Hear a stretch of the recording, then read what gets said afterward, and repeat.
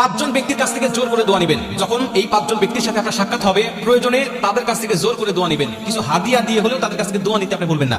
কারণ ইবনে মাজাহ শরীফ এবং তিরমিজি শরীফের বর্ণনায় নবীজি বলছেন, এই পাঁচজন ব্যক্তির দোয়া করলেই আল্লাহ পাক তাদের দোয়াটা কবুল করে নেয়। দুইটা বর্ণনা আসছে, তিরমিজি শরীফের বর্ণনা আসছে তিনজন এবং ইবনে মাজাহ শরীফের বর্ণনা আসছে দুইজন। এই তিনজন আর দুইজন, এই পাঁচজন ব্যক্তি যখন কোনো ব্যক্তির জন্য দোয়া করে, আল্লাহ পাক তখন ডাইরেক্ট তার দোয়াটা কবুল করে নেয়। রাসূল সাল্লাল্লাহু আলাইহি ওয়াসাল্লাম বলছেন, এক নম্বর হলো মা বাবা। কোনো মা বাবা যদি সন্তানের জন্য দোয়া করে, ওই দোয়ার মাঝে আর আল্লাহ পাকের মাঝে কোনো পর্দা থাকে না, ডাইরেক্ট আল্লাহ পাক দোয়াটা কবুল করে নেয় এবং সেই সন্তানের জন্য আল্লাহ পাক সব দোয়াগুলো আল্লাহ পাক কবুল করে নেয়। এটা হলো এক নম্বর। দুই নম্বরে, যদি কোনো মাজলুম ব্যক্তিকে আপনি পেয়ে যান, যিনি মাজলুম, যিনি জুলুমের শিকার হয়েছে, ওই মাজলুমের কাছ থেকে আপনি দোয়া নিবেন। কারণ মাজলুমের দোয়া আর আল্লাহর মাঝে কোনো পর্দা থাকে না। মাজলুম যখন দোয়া করে আল্লাহ পাকের কাছে, তখন ডাইরেক্ট আল্লাহ পাক তার দোয়াটা কবুল করে নেয়।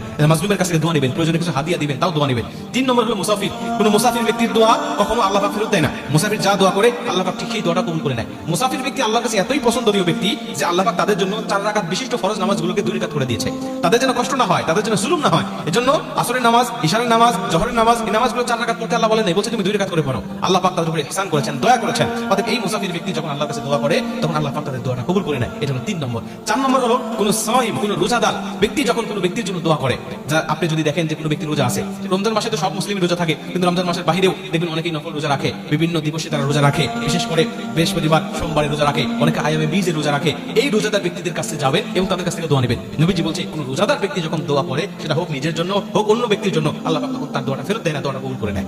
এবং 5 নম্বর, লাস্ট হলো কোন ন্যায় পরায়ণ শাসক, যিনি ন্যায় ইনসাফ ভিত্তিক শাসন প্রতিষ্ঠা করতেছে, ন্যায় পরায়ণ শাসক যিনি সর্বসময় ন্যায় বিচার করেন, এই ন্যায় বিচারক শাসকের কাছেও তুমি দোয়া নিবে এবং সেই দোয়াটাও আল্লাহ পাক কবুল করবে। এখন ন্যায় বিচারক শাসক কি হতে পারে? সেটা হতে পারে কোনো চেয়ারম্যান, হতে পারে কোনো এমপি, মন্ত্রী, অথবা হতে পারে কোনো সমাজপতি, যিনি বিচার আচার করেন, যার কাছে মানুষ বিচার নিয়ে যায় এবং তিনি বিচারে কোনো দুর্নীতি করেন না, 7 5 6 9 তিনি করেন না। তিনি সরাসরি যেটা সত্য, সত্যকে সত্য বলে, যেটা মিথ্যা, তিনি মিথ্যাকে মিথ্যা বলে। তিনি সত্য পক্ষে যখন রায় দিবে, এমন শাসকের সন্ধান যদি কখনো আপনি পান, বুঝে নিয়েন যে ইনি আল্লাহ পাকের প্রতিনিধি, উনি আল্লাহ পাকের খাস বান্দা, আল্লাহ পাকের রহমতের বান্দা। অতএব তার কাছ থেকে আপনি দোয়া নিতে কখনো বলবেন না।